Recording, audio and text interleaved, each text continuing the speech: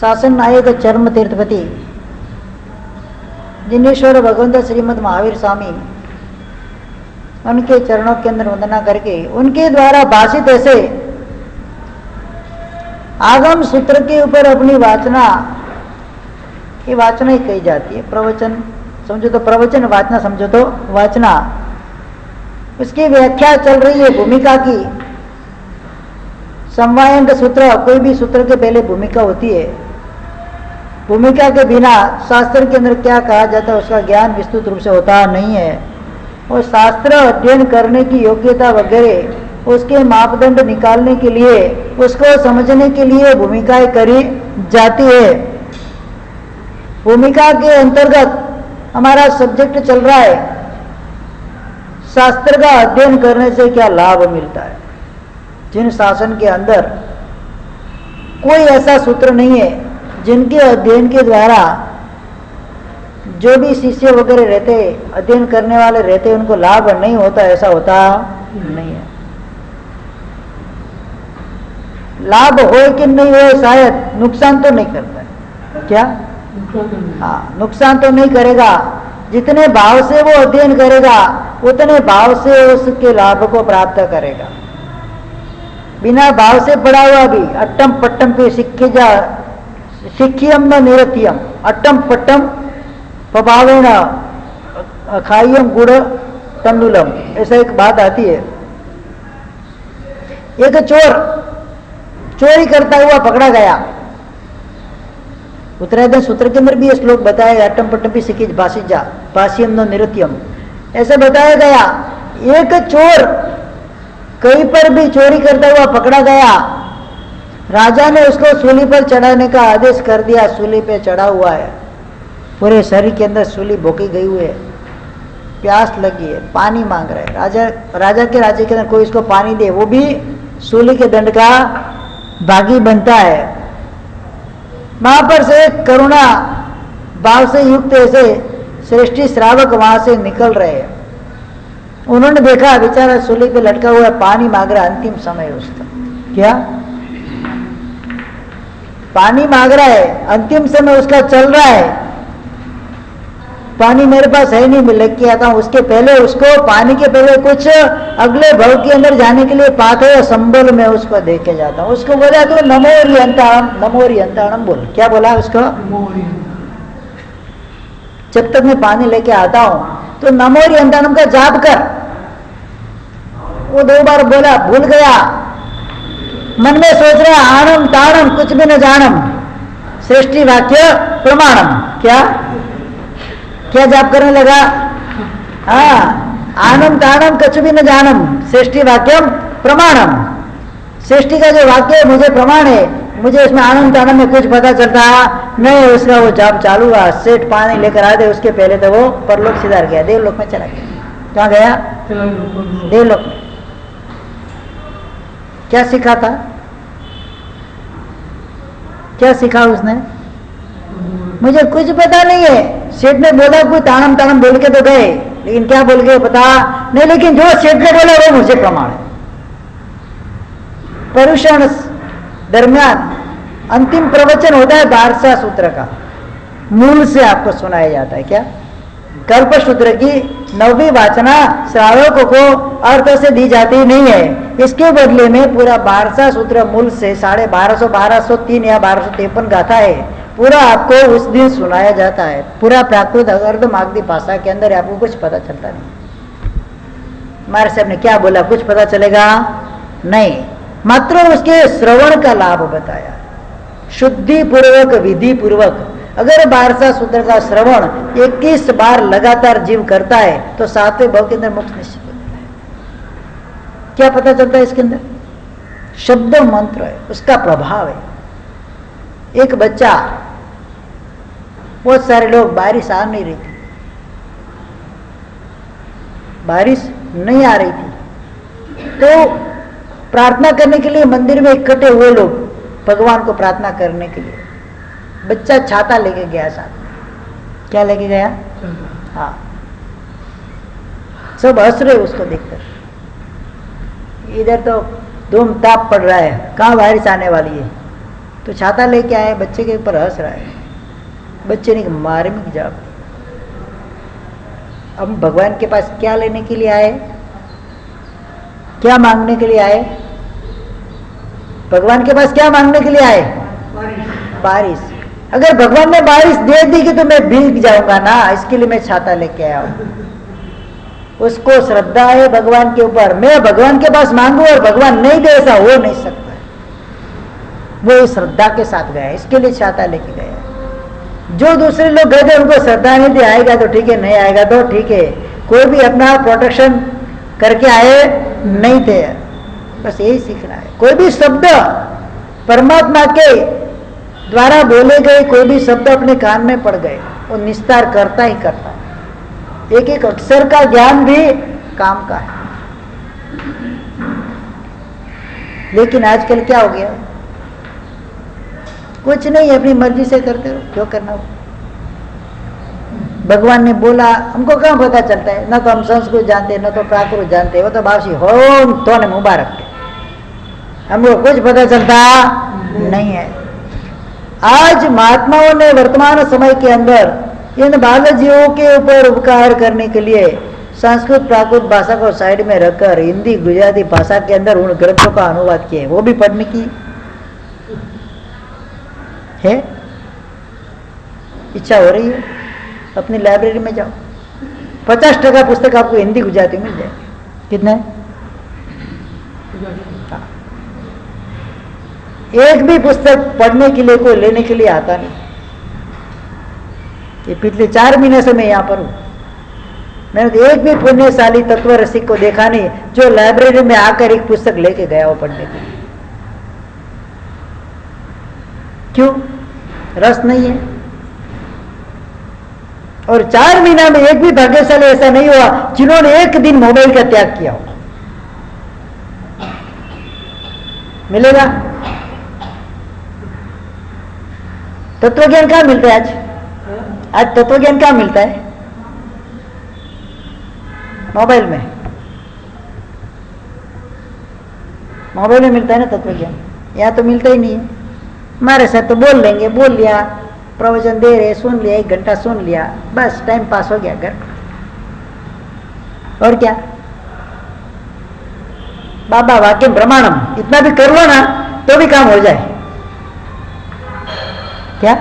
बाबा वाक्यम प्रमाणम, इतना भी कर लेना तो हो जाए। आपको पूजा करनी है, बाबा वाक्यम प्रमाणम, बस पूजा करनी है, बस कल्याण हो जाएगा, निस्तार हो जाएगा, ज्यादा कुछ करने की जरूरत नहीं।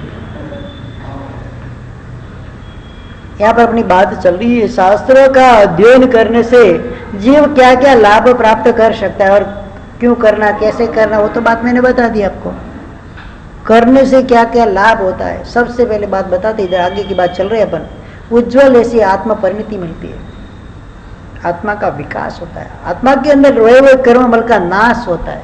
जैसे जैसे ज्ञान अर्जन करते जाओगे, जैसे जैसे पढ़ते जाओगे, कोशिश करते रहना, आए कि नहीं आए कोई उसका कोई गम नहीं है, मात्र कोशिश करते, पढ़ते जाओ पढ़ते जाओ। गाथा चढ़ती नहीं है ना, 100 बार पढ़ो। पढ़ने से भी ज्ञानावरणीय कर्म का क्षोभम होगा। फरियाद नहीं करनी, मारे साहब गाथा नहीं चढ़ती है, सूत्र नहीं पढ़ सकते, आता नहीं है, चढ़ता नहीं है, कोई फरियाद नहीं करनी। कितनी बार पढ़ा आपने? 100 बार पढ़ा? नहीं पढ़ा ना, तो कैसे बोलते को नहीं चढ़ता है? कोशिश ही नहीं है, पढ़ने की कोशिश ही नहीं है, फिर आकर फरियाद करते हैं कि हमारे साहब ज्ञान चढ़ता नहीं है। जब तक समय ज्ञान हृदय के अंदर आएगा नहीं, आत्मा के अंदर आएगा नहीं, आत्मा उज्जवल होगा नहीं। जैसे जैसे शिष्य नया नया ज्ञान का अध्ययन करता जाता है, वैसे वैसे उसके अंदर रही हुई आत्मा की परिणति उज्जवल होती जाती है। आत्मा के अंदर पड़े हुए कर्मों का बोझ हल्का होता जाता है। कर्म से भारी है आत्मा। संसार में आत्मा क्यों पड़ी पता है? कर्म से भारी है ना, इसके लिए। आत्मा का वजन है ही नहीं। आत्मा का वजन है कितना? वजन आत्मा का तो प्रदेशी राजा ने पूछा था। आप जीव जीव की बात करो, एक चोर को जिंदा उसको तोलकर मैंने उसको मारा, मरने के बाद ही वजन देखा तो उतना का उतना ही था। तो अब जीव कहाँ है उसके अंदर? इतना नास्तिकता परदेसी राजा, अलग अलग प्रकार से कितनी प्रकार से क्रूरता करके उन्होंने चोरों को मारकर इतना उसने सिद्ध करने का प्रयत्न किया, नास्तिकता, जीव है ही नहीं। बस महात्मा ने सब समझाया, किसी गंधर ने सब समझाया और धर्म मार्ग पर उसको स्थिर किया। जैसे जैसे ज्ञान पढ़ते जाएगा शिष्य, वैसे वैसे अंतरात्मा के अंदर निर्मल ऐसी, किसका फोन बज रहा है? जो भी है तो बंद कर दो। आत्मा परिणति उसकी निर्मल होती जाएगी, कर्म के बोझ से वो हल्का होता जाएगा। जैसे खदान में से सोना बाहर लाते, क्या करते? सोने की खदान होती है ना, सोना बाहर लाते। जैसे जैसे उसके ऊपर प्रयोग होते जाते, उसका रिफाइन होता जाता है, जैसे जैसे सोने का, वैसे वैसे उसकी शुद्धता के अंदर निखार आता जाता है। वैसे वैसे उसकी शुद्धता के अंदर निखार आता जाता है। एक खदान में से लाए हुआ सोने का टुकड़ा और सोने की दुकान में, ज्वेलरी की दुकान में से आप ले सोने के बिस्किट, इन दोनों में कुछ फर्क लगता है? फर्क लगता है? क्या फर्क लगता है?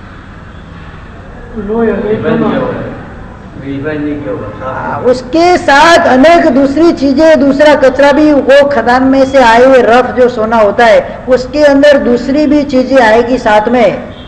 जब वो चीज को निकाल देंगे, कचरा साफ कर देंगे, इसके लिए एक दिन में साफ होता नहीं, धीरे धीरे धीरे उसकी प्रोसेस होती है और प्रोसेस के द्वारा कचरा साफ होता है और सोना एकदम शुद्ध पानी जैसा सोना बाहर आता है। फिर उसको जमा के उसकी लकड़ियां बनाई जाती है। ये सोने की प्रोसेस है। इसी प्रकार से शिष्य के अंदर भी कर्म का मेल भरा हुआ है। गुरु भगवंत ज्ञान रूपी प्रोसेस के द्वारा उस मेल को धीरे धीरे क्या करते हैं? साफ करते, और एक दिन ऐसा आता है उसके आत्मा के अंदर उज्ज्वलता, प्रकाश फैल जाता है। स्व पर प्रकाशकम ज्ञानम, ऐसा बताया गया है। ज्ञान क्या चीज है? वो जो दीवा रहता है ना, दीवा जब प्रकट होता है तो खुद को प्रकाशित कर सकता नहीं है, दुनिया को प्रकाशित भले करता है। ज्ञान ऐसी चीज है, वो खुद को भी प्रकाशित करता है और उसको पाने वालों को भी प्रकाशित करता है। न्यायिक शास्त्र पढ़ते, न्याय भूमिका वगैरह ग्रंथ है, उसके अंदर ये बात है, स्व प्रकाश, स्व पर प्रकाशम ज्ञान, ज्ञान को स्व पर प्रकाशक बताया गया। क्यों? ज्ञान के द्वारा ही आत्मा के अंदर उजास होता है और उसके द्वारा ही विश्व के अंदर भी प्रकाश।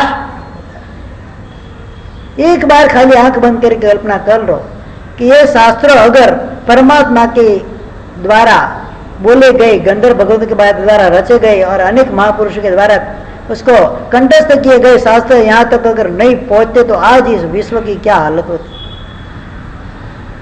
कल्पना भी नहीं कर सकते। छठे आरे जैसा बर्तन हो जाता। कैसा हो जाता? छठा आर आने में तो बहुत देर है। अभी अगले रविवार को उसके ऊपर ही शिविर है अपने 6 आरों का वर्णन विस्तृत।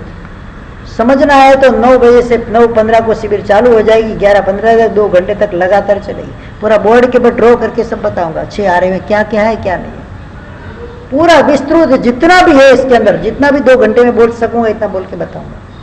नोट पेन लेके आना, जो नोट डाउन करना है कर लेना। अनेक नए नए पदार्थ उसके अंदर जानने को मिलेंगे। 6 आरा पूरा बॉडी के ऊपर ड्रॉ करेंगे, ड्रॉ करके किस आरे में क्या होता है, कैसे होता है, क्यों होता है, सब समझना है।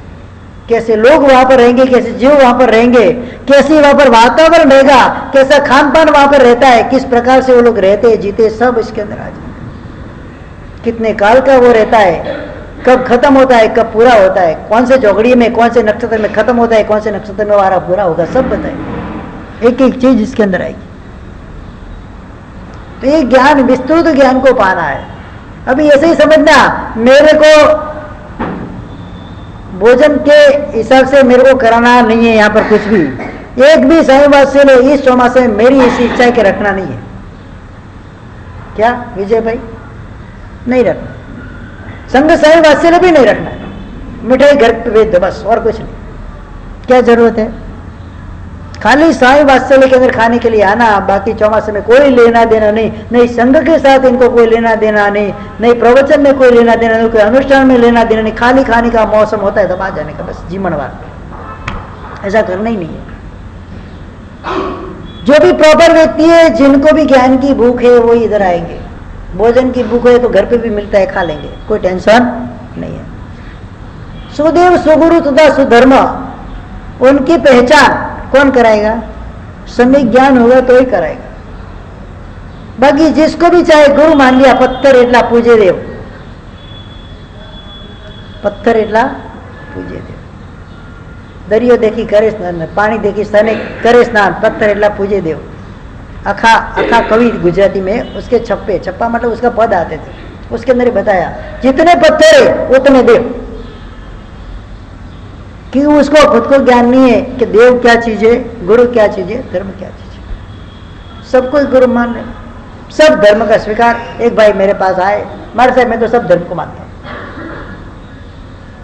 मैं तो चर्च में भी जाता हूँ, मैं तो मस्जिद में भी जाता हूँ, मैं तो गुरुद्वारे में जाता हूँ, मैं तो मंदिर में भी जाता हूँ, मैं तो थानक में भी जाता हूँ, मैं तो इधर भी जाता हूँ, मैं उधर भी जाता हूँ। तू तो गान बिगड़ा कर लौटा है, तेरा कुछ है नहीं। कैसे चले गए? स्थिरीकरण ही नहीं है, मन का स्थिरीकरण ही नहीं है, परिचय नहीं है देव गुरु धर्म का, सत्य ज्ञान का परिचय नहीं है, देव गुरु धर्म का परिचय नहीं है।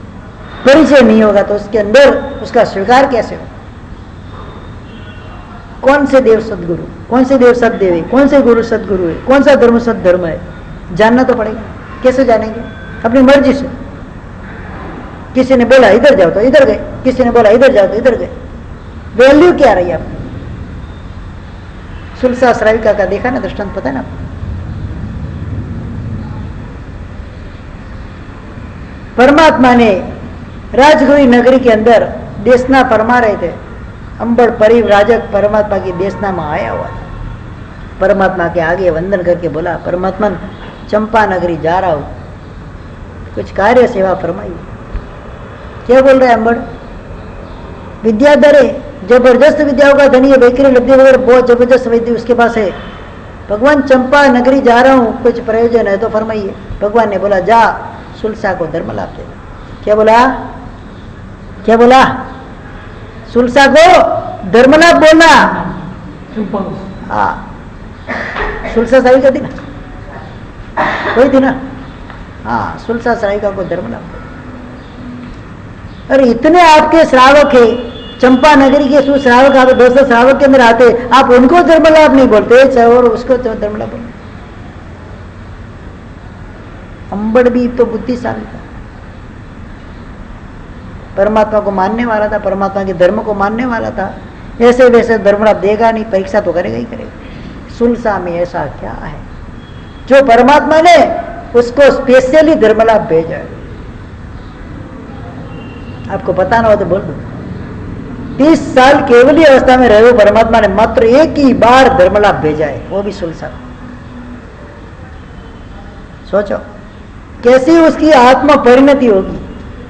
देव गुरु धर्म के प्रति ऐसी कैसी निश्चल उसकी श्रद्धा होगी कि परमात्मा ने खुद स्वयं सामने से धर्म लाभ भेजा है। सोचो तो सही, कोई गुरु भगवान को आप मानते हो, सामने से धर्म लाभ का खबर आ जाए, खुश होते हो क्या? नहीं होते।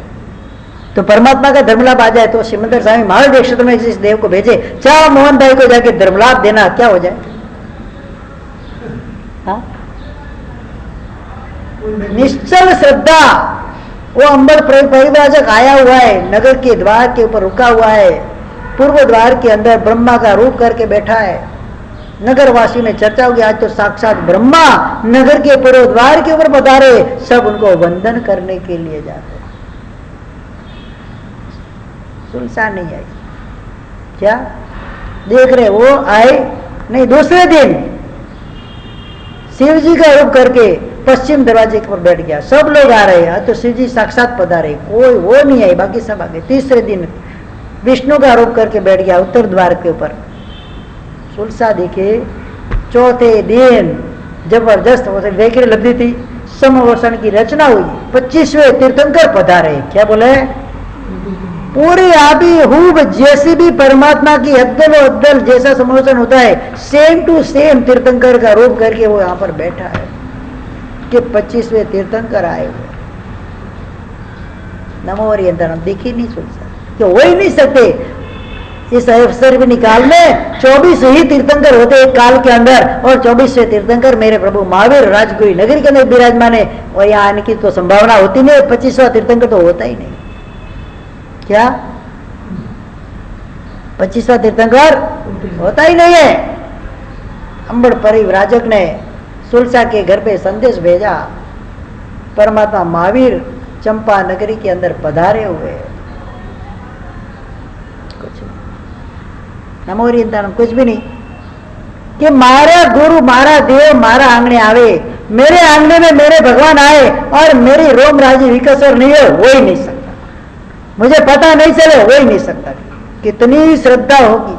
निश्चल सम्यक ज्ञान, क्या निश्चल सम्यक दशा, निश्चल सम्यक परीक्षा कर ली बड़ परिव्राजक ने। फिर जाके सुलसा के घर पे गया, सब उसकी माया सा खत्म करके जाकर बोले, सुलसा परमात्मा ने तेरे को धर्मलाभ बोला है। बस उस समय की सुलसा की स्थिति देखो, खाली धर्मलाभ, परमात्मा को अक्षर दे से पाया उसने। कैसे? खाली धर्मलाभ के शब्द सुने। अब उसकी आत्मा परिणति कहां पहुंचे होगी? सोचा कभी? रोम रोम विकसित हो गई, मेरे परमात्मा ने मुझे धर्मलाभ भेजा है। परमात्मा नहीं आए थे, खाली क्या आया था? उनसे मुंह से निकला हुआ अक्षर खाली आया था। तो ये अक्षर सुनकर अगर उस श्राविका की ये परिस्थिति होती है, परमात्मा साक्षात सामने आ जाए तो क्या नहीं होगा। ऐसे कोई तीर्थंकर नाम कर्म सुलसा आदि के नवने दिए रे, बोला है ना, निज नाम परमात्मा ने सुलसा आदि 9 जनों को परमात्मा के शासन के अंदर तीर्थंकर नाम कर्म बंद हो। ऐसे हो जाता है। हाँ, हमारे घर के अंदर महात्मा आए, धर्मला बोल के घर के अंदर प्रवेश करे और हमारी रोमराजी विकसवीर नहीं हुए, हो सकता है? दरवाजा ठोके ठोके ठाको तो मोड़ उड़े ना आवे बाहर आके बोले हमारे साथ तैयार नहीं है। अरे हमारे साथ तो तैयार है। हाँ, बाकी क्या होता है खाने में? खाली रोटी, बाकी सब रसोई रेडी होती है, हमारे साथ खाना तैयार नहीं है। अरे दरवाजा तो खोल, घर के अंदर कुछ है कि नहीं कि खाली ऐसे बैठे? सबको मां लक्ष्मण की तपस्या चल रही है। विवेक ही नहीं, विवेक की हीनता और कुछ नहीं। उसमें क्या है? उनका दोष नहीं, ज्ञान का अभाव है, समय ज्ञान का अभाव है, विवेक नहीं है, विवेकहीनता है। इसके लिए ऐसा प्रयोजन होता है कि हमारे सब अनुभव था कि नहीं था? वो अनुभव था कि नहीं था? दरवाजा खोले नहीं, पहले तो 15-20 मिनट तो ठोके ही रखो, दरवाजा खोले नहीं। जब खोले तो क्या अंदर से खोदा डूंगर निकला अंदर। हाँ, हमारे साहब रसोई तैयार नहीं है, हमारे साहब खाखरा। अरे रात दोपहर में 12 बजे हमारे साहब गोची लेने आ रहा, आपके घर में खाखरा ही है, खाना नहीं खाते हो, सबको त्याग है।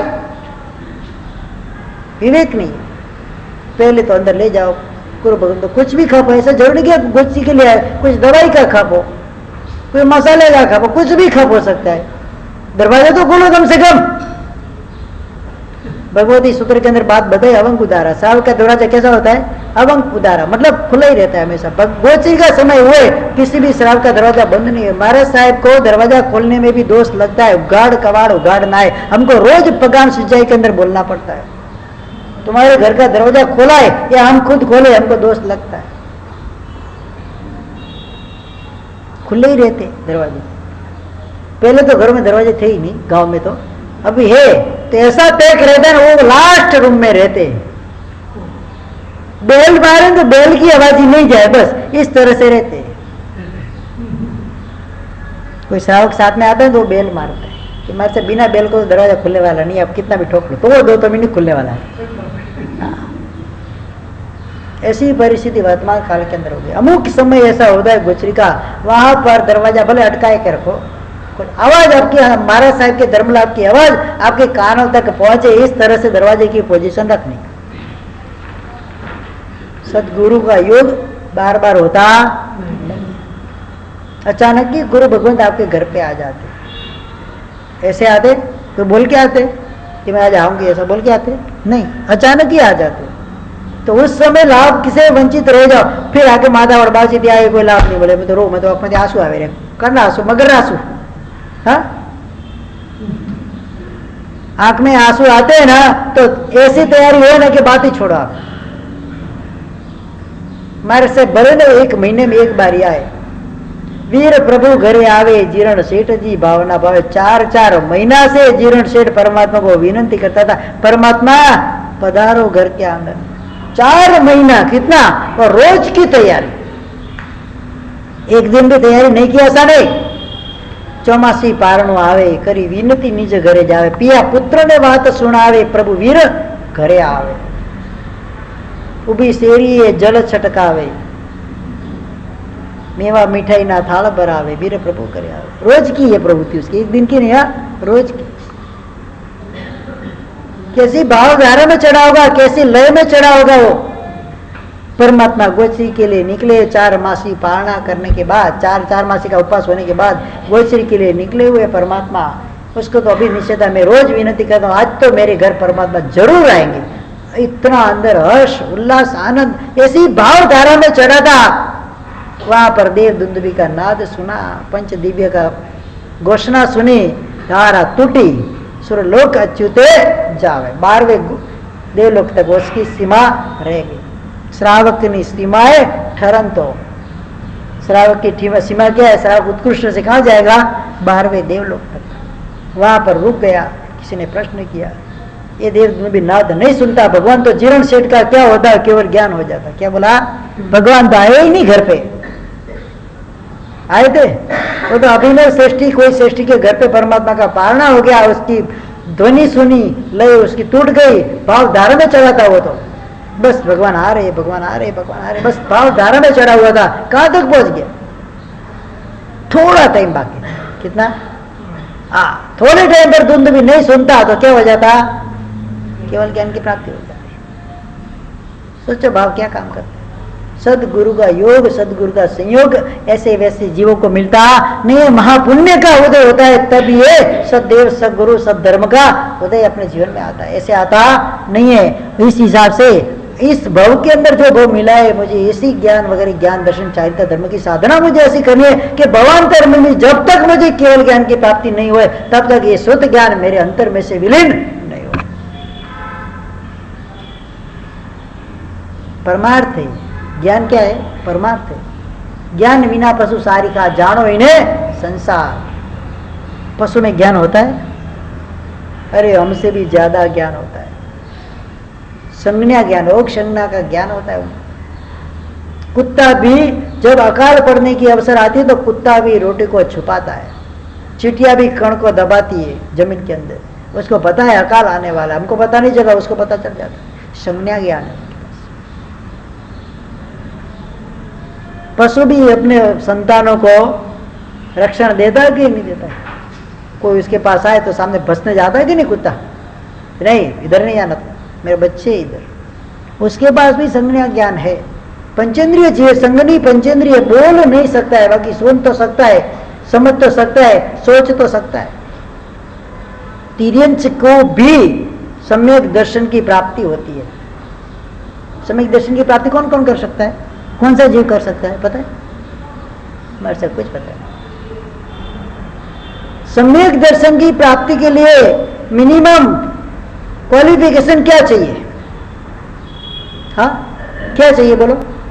मिनिमम क्वालिफिकेशन क्या चाहिए? क्या चाहिए? सम्यक दर्शन की प्राप्ति का मिनिमम क्वालिफिकेशन संज्ञी पंचेंद्रिय पणा होना चाहिए। चाहे देव में हो, चाहे नरक में हो, चाहे तिरंज में हो, चाहे मनुष्य में हो। एक इंद्रिय प्राप्त नहीं कर सकता, विकल इंद्रिय प्राप्त नहीं कर सकता, असंगनी पंचेंद्रिय भी प्राप्त कर सकता नहीं। मात्र एक ही कंडीशन होनी चाहिए, संगनी पंचेंद्रिय पणा 6 पर्याप्तियों से पूर्ण उसका शरीर होना चाहिए। बस तो हो जीव सम्यक दर्शन की प्राप्ति कर सकता है। छठे आर्य में भी सम्यक दर्शन मिलेगा, 7वीं नारकी के अंदर भी सम्यक दर्शन मिलेगा, तिरंज गति में भी मिलता है, मछलियां भी पाती है सम्यक दर्शन, हाथी घोड़ा सब भी सम्यक दर्शन प्राप्त कर सकते हैं। मनुष्य क्यों नहीं प्राप्त कर सकते? खाली कितनी है क्वालिफिकेशन? संगनी पंचेंद्रिय पणा उसके अंदर होना चाहिए। संगनी पंचेंद्रिय पणा आएगा, आराम से सम्यक दर्शन प्राप्त कर सकेगा। इसके अलावा कोई भी जीव, 14 जीव स्थानक बताए कितने? तो इसमें अंतिम जीव स्थानक कौन सा है? संगनी पंचेंद्रिय पणा। उसको प्राप्त जिस जीव ने किया है वो जीव उस भव के अंदर सम्यक दर्शन की प्राप्ति की योग्यता को प्राप्त कर लेता है। भले देश वृत्ति सर्ववृत्ति आए कि नहीं आए उसकी गारंटी नहीं है, लेकिन सम्यक दर्शन तो आ सकता। भले अंतर्मुख मात्र आता है, क्षण मात्र के लिए भी आता है, लेकिन आता है, पुरुषार्थ होगा तो। और वो आगे एक बार नव तत्व के अंदर बताया अंतो मुहूर्तम इत्तम भी फुस्यम उज्ज जैम सम्मतम तेसिम अबद्ध पुद्गलम पर्यटो चेव संसार। अपार्थ पुद्गल परावर्त क्या है, रविवार के दिन मैं आपको सब बताऊंगा। छठे आर्य 6 आर्य का जब वर्णन आएगा उसके अंदर उसका संसार सीमित हो जाता है। चर्मावर्त काल के अंदर उसका प्रवेश हो चुका होता है और आधा प्राय चर्मावर्त काल चला जाता है मिनिमम, तब उसको सम्यक दर्शन की प्राप्ति। क्योंकि सम्यक दर्शन प्राप्ति के बाद आधे पुद्गल परावर्त के से ज्यादा जीव का संसार के अंदर भ्रमण का काल होता नहीं, मतलब आधा अचर्मावर्त काल भी पसार हो जाता है। बोलो कितना काट लिया संसार आपने, अभी इतना ही बाकी रह गया। पूरा स्वयंभू रमण समुद्र तैर के आ गए, मात्र 2 फलांग बाकी रह गए। कितने वहां पर चुके, वापस कहां गए, समुद्र। सम्यक दर्शन प्राप्ति के अंदर कर्म ग्रंथ के अंदर एक योग आता है ग्रंथि भेद का। क्या आता है, यथा प्रवृत्त करण, इसके बाद ग्रंथि भेद आता है। ग्रंथि भेद मतलब क्या है, एक गठान को छोड़ना है, मिथ्यात्व रूपी गठान को क्या करना है, वहां छोड़ना है। ग्रंथि भेद उसको बोला गया है। ग्रंथि तक आके आके जीव अनंत बार वापस गया है। कहां तक आया है, यहां तक आ गया है। इधर से दौड़ता दौड़ता यहाँ आता है, वापस आता है, यहाँ आता है, वापस आता है, यहाँ ऊपर नहीं चढ़ पाता। इतना पुरुषार्थ कमजोर पड़ जाता है। एक बार ऊपर चढ़ गया ना, फिर भले ही नहीं चढ़, फिर भले वापस चला जाए, मत उसके अंदर उसका आधा पुद्गल परावर्त काल संसार के अंदर भ्रमण का बाकी रहेगा। एक बार ग्रंथि खुलने चाहिए, ग्रंथि भेद हो गया, सम्यक दर्शन की प्राप्ति हो गई। और भले में एक समय भी रहा, कितना, तो भी संसार उसका सीमित वहां पर हो जाता है। सदगुरु से योग से ये मिलेगा, इसलिए बताया सब ज्ञान के द्वारा सुदेव सुगुरु सुधर्म की पहचान होती है और उनके स्वीकार सुविशुद्ध सम्यक्त्व गुण की प्राप्ति भी आत्मा को होती है और सम्यक्त्व गुण की प्राप्ति होगी। तो उसके द्वारा अनादि काल से आत्मा के ऊपर लगा हुआ जो मिथ्यात्व का बोझ है, मिथ्यात्व का अंधकार है, मिथ्यात्व की कालिमा है, वो कालिमा छिन्न भिन्न हो जाएगी, नष्ट हो जाएगी। कितने बड़े लाभ है पढ़ने में, ज्ञान का अध्ययन करने, ज्ञान का अर्जन करने के अंदर, समझ ही नहीं सकते। इसके लिए प्रमाद अवस्था के अंदर बैठे हुए। अरे मैं बोला कुछ भी नहीं करो आप, भले सूत्र का अध्ययन मत करो, गाथा मत देखो, लेकिन महापुरुषों ने लिखे हुए ग्रंथों को पढ़ो तो सही। गुजराती हिंदी पढ़ना तो आता है कि नहीं आता है? बच्चों को ऐसा इंग्लिश मीडियम में डाला है ना, उसको नमो रियतान में शुद्ध में हिंदी नहीं पढ़ा सकते। नहीं आता हमारे सब हिंदी, क्या बोलनी आती है, पढ़नी नहीं आती। क्या फायदा ऐसे ज्ञान का? गुजराती का बच्चा हो, गुजराती पढ़नी नहीं आए, बोलनी भी नहीं आए, हिंदी मीडियम का इंग्लिश मीडियम में से पहले से ही प्ले ग्रुप में होता है, तब से इंग्लिश मीडियम में डाल देते। क्या मिलेगा आगे उसको? आपको इतनी इंग्लिश आती है तो उसको इतना डाला इंग्लिश मीडियम में। भाषा का ज्ञान जरूरी है। स्वप्न के अंदर उठेगा कोई भी व्यक्ति या रात्रि में जब के जागेगा तो कोई इंग्लिश के अंदर बोलने वाला नहीं हो, जो भाषा मातृभाषा उसकी होगी मदर टंग, उसके अंदर ही वो बोलेगा। विविध भाषाओं का जानकार एक व्यक्ति राजा भोज के दरबार के अंदर आया, धारा नगरी के अंदर। क्या और हाँ, दारा नगरी के अंदर आया था राजा भोज के दरबार के अंदर। और अब जो भाषा बोलो उस भाषा में वो बोले। चैलेंज है कि मेरी ओरिजिनल भाषा कौन सी है। शायद वो राजा के दरबार में कहा, मेरे को याद नहीं है, किसी राजा के दरबार में वो आया था, मेरी ओरिजिनल भाषा कौन सी है आप मेरे को पकड़ के दो, तो जो चाहे जो आप बोलो मैं कर सकता हूँ। कैसे पकड़ना उसको? जो भी है, आप गुजराती बोलते गुजराती बोलने लगे, वो मराठी बोलते मराठी बोले, वो मराठी बोलते मराठी बोले, कन्नड़ा बोले कन्नड़ा बोले, तेलुगु बोले तेलुगु बोले, उर्दू बोले उर्दू बोले, सब भाषा उसका, पूरे भारतवर्ष की जितनी भाषा उसको सब भाषा। और कैसी है? फ्लुएंट एकदम, पता भी नहीं चले वो बंगाली है, तेलुगु है, मद्रासी है, क्या पता भी नहीं चले आपको। पकड़ना कैसे? छटका रखा, उसका मंत्री था, विद्वान था, बुद्धिशाली था, रात्रि में सोया हुआ था, आराम से गार्डनिंग कर, सेवकों को बोल दिया पानी का घड़ा लेके जा। क्या एकदम गार्ड निद्रा में सोया हुआ ना, उसके ऊपर तुरंत डाल देना। उस समय वो जो भाषा बोले वो उसकी मातृभाषा। क्या घड़ा डाल दिया, वो बंगाली में कुछ बोला, बस इतना ही काम करना था। सभा में आ गया, बोलो मंत्री मेरा रहस्य प्रकट हुआ। क्या तो बंगाली है? क्या तो बंगाली है कि कैसे पता चला? जो व्यक्ति अचानक कोई आपत्ति आने पर जो भाषा बोलता है या अचानक उसको उठा और जो भाषा में वो बयान करेगा वही उसकी मदर टंग मातृभाषा हो। ये पकड़ने का एक परीक्षा करने का एक, ये उसको परीक्षा करने का एक कीमिया बताया गया। मारवाड़ी में छोड़ो, मारवाड़ी में ज रोई, इंग्लिश में नहीं रोए। हाँ कि इंग्लिश में रोई, कौन भाषा में रोई? हाँ मतलब जो हमारी मातृभाषा है, जो हमको जन्म से जो भाषा हमने सुनी है, माता के पेट में रहकर बच्चे ने जो भाषा सुनी है ना, वही उसकी मातृभाषा, मतलब माता जो भाषा बोलती है वही उसकी भाषा हो जाती है। इसीलिए उसको ऐसा बताया गया है, मातृभाषा बताया गया। फिर उसको समझाने की जरूरत नहीं, वो भाषा में उसको मराठी का लड़का उसको मराठी सिखाने जाना होता नहीं है। कोई यूरोप में पैदा हुआ लड़का उसको इंग्लिश सिखानी जाती नहीं है, वो तो सहज उसको होती है। जिस भाषा के अंदर हुआ व्यक्ति, जिस जहाँ पर उसका जन्म हुआ है, उस भाषा वो उसकी प्रॉपर भाषा है, और उस भाषा में वो कुछ भी कार्य करेगा, अंतिम मरेगा ना तो भी मदर मदर नहीं बोलेगा, माँ माँ बोलेगा ही मरेगा। हाँ क्या बोलेगा? हाँ कुछ भी आपत्ति आएगी तो क्या बोलेगा? उसकी जो खुद की भाषा है उस भाषा के अंदर वो बयान करेगा, उस हिसाब से वो आगे चलेगा। इस प्रकार से जिस जैसे आत्मा के अंदर लगे हुए अनादिकाल से जो ये भ्रमणा रूप जो मिथ्या ज्ञान वगैरह का अंधकार है, उसको नाश करने के लिए क्या काम करते हैं? ये सम्यक शास्त्र उसका काम करते हैं। आगे जाके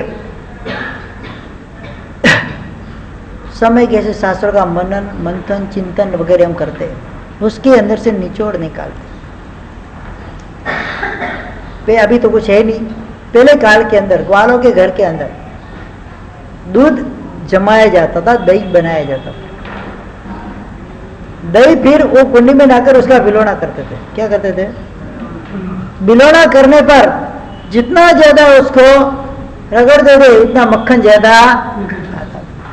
मतलब मेहनत क्या था उसके अंदर? मेहनत था। अभी तो ग्राइंडर चल रहा है, फट हो गया काम, मक्खन होता ही नहीं, आएगा कहाँ से? वो जागा के और कुछ आता नहीं है, तो मक्खन निकलता था, अर्क निकलता था। क्या बोलते हैं उसको?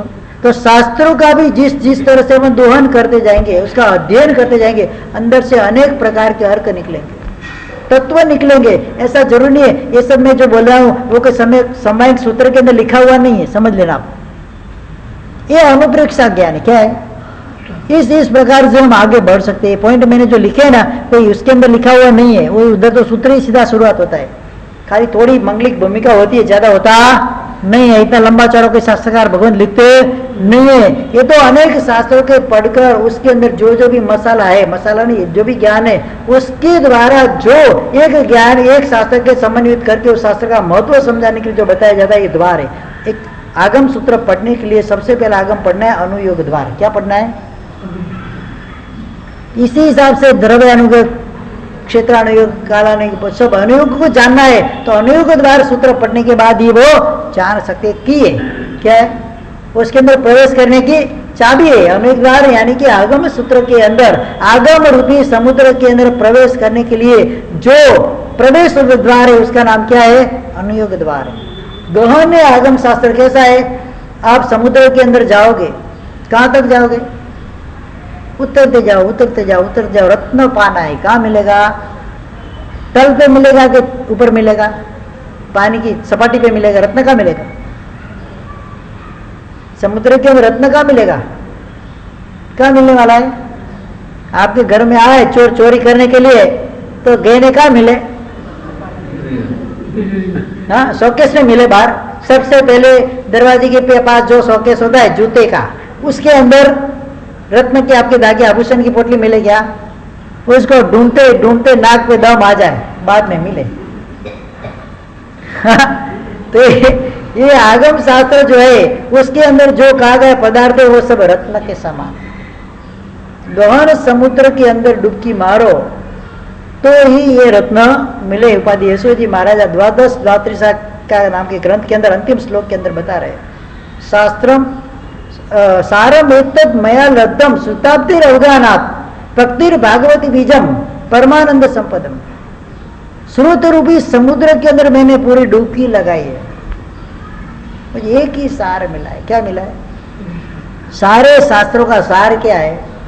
अगर जीव को मोक्ष में जाना है, अगर वो मोक्ष पाना चाहता है तो सबसे सरल, सबसे आसान और सबसे अहम उपाय है परमात्मा की भक्ति। क्या बताया है? भक्तिर भागवती बीजम परमानंद, परमानंद रूपी वृक्ष को खिलाने का और वृक्ष को बड़ा करने का, वृक्ष को उगाने का जो बीज है वो क्या है? परमात्मा की भक्ति है। परमात्मा की भक्ति जीवन में नहीं आएगी, और भक्ति कैसे आएगी? सम्य ज्ञान के बिना आ जाएगी क्या? ऐसे आ जाएगी। तो उसका भी मूल क्या बना? क्या? कोई भी चीज शासन के अंदर ले लो, सबसे पहले क्या चाहिए? ज्ञान चाहिए। कुछ भी काम करना हो, कोई अभण व्यक्ति हो, उसका आप दुकान का हिसाब वगैरह करने के लिए अकाउंटेंट के रूप में आप उसको बिठाओगे, सबसे पहले क्या पूछोगे? भाई तेरी इस विषय के अंदर क्वालिफिकेशन क्या है? पूछोगे कि नहीं पूछोगे? वो तो कि एक अक्षर बन्यो नहीं, एक अक्षर भी मुझे आता नहीं है, तो भाई तू एक काम कर, हाँ ये जो झाड़ू पोछा लगाने का काम है वो तू कर, तेरे अकाउंट करने का तेरा काम नहीं है। तो वहां पर भी ज्ञान की क्वालिफिकेशन अपने को चाहिए। तो इधर बैठने के लिए, जाजम को बैठने के लिए क्वालिफिकेशन में पूछो, बोलो मोहन भाई कितना अभ्यास किया है? क्या बोलेंगे? टट्टा रहेगा जी, कुछ भी पूछो, आई एम रेडी, हाँ रहेगा? नहीं रहेगा। क्यों? पाने का कोशिश ही नहीं किया ज्ञान को। शास्त्रोक्त विधि के अनुसार संलेखना आदि द्वारा पंडित मरण यानी कि समाधि मरण की प्राप्ति भी शास्त्र के माध्यम से होगी। समाहि मरणम च बोहि लाभो। क्या बताया है? किस में आता है? कौन से शास्त्र में आता है? कौन से सूत्र में आता है? रोज बोलते हो फिर भी याद नहीं है। कौन से सूत्र में आता है? हाँ, समाहि मरणम च बोहि लाभो।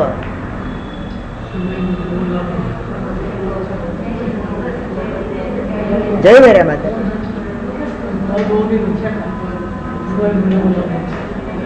बोलो बोलो, कौन से रोज बोलते हो? ये तो रोज के बोलते हो, उसके अंदर ये जय वीरा सूत्र के अंदर समाई मरण से बोई लाभ संपत मौयम तुआ नाम प्रणाम करने नाम आता है कि नहीं आता है? समाधि मरण और बोधि लाभ ये शास्त्र के द्वारा ही मिलने वाला है।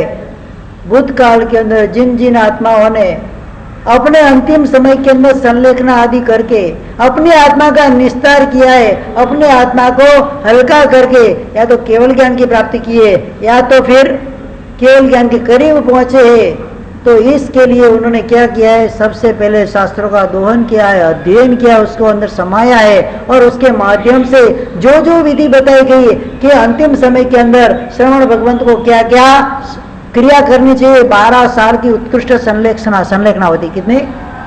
हाँ, 12 साल तक संलेखना होती है उत्कृष्ट रूप से, जघन्य रूप से जैसा समय उस हिसाब से संलेखना करेंगे। थे 12 साल में 2 साल आमिल करना है, ये करना है, वो करना है, तेले के पाने तेलान, चोले के पाने चोलान, ऐसे सब टप वगैरह करके आखिर में कैसे शरीर की हालत होती है पता है? ये उंगली है ना हाथ की, टक करो टूट जाए ऐसा शरीर हो जाता है, तब वो पूरी संलेखना होती है। उस समय उसको देह छोड़ने का अवसर है। बाद में अंतिम संलेखना कराते हैं। खाली देह संलेखना नहीं, कसायों की संलेखना भी जरूरी है। एक व्यक्ति ने, एक साधु ने संलेखना करी, शरीर ऐसा हो गया, गुरु भगवान अभी अंतिम संलेखना कराओ। अभी तो शरीर में कुछ बाकी नहीं है, टूट गया। क्या देखो, तोड़ के उंगली तोड़ के बता दी, बस सब हो गया। अभी अंदर पड़ा हुआ कसाय ने उसकी संलेखना तेरे बाकी है, तब तक मैं अंतिम निर्यामणा तेरे को नहीं कराऊंगा। कसायों का राज करा के अंतिम निर्यामणा। गुरु भगवंत क्या काम करते? शिष्य के हित के लिए, उसका भावांतर भी नहीं बिगड़े उसका भी ध्यान रखने का कार्य करते। इस प्रकार से समाधि मरण बोला वो समाधि मरण और बोधि लाभ यानी कि भावांतर के अंदर सम्यक दर्शन की मुझे अगर सरलता से प्राप्ति करनी है तो इस भाव के अंदर मुझे शास्त्रों का अध्ययन जरूरी है।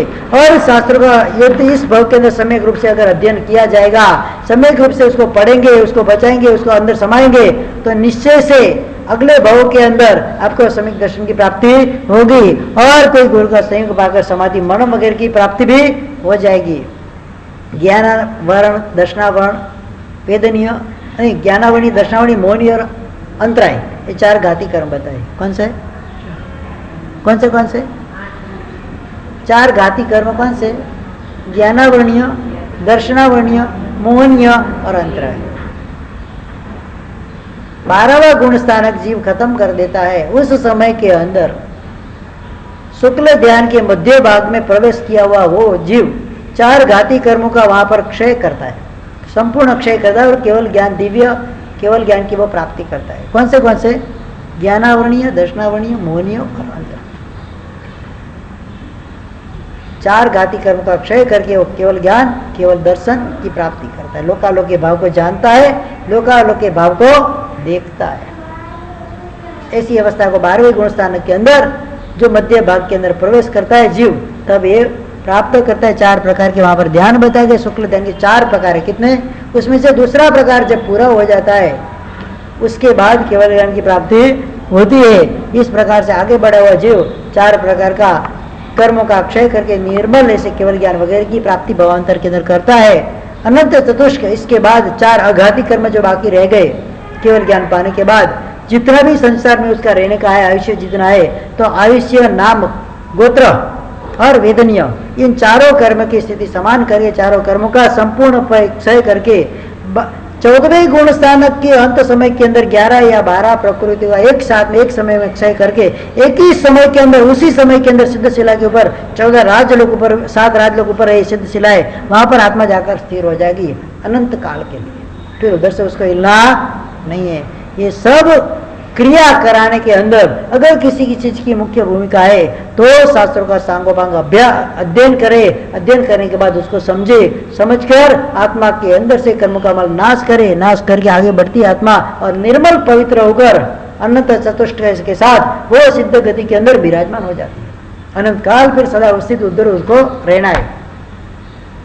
साई अनंता तेसिम ठी जिनिंदा में बढ़िया, उसकी स्थिति वहां पर कितनी है?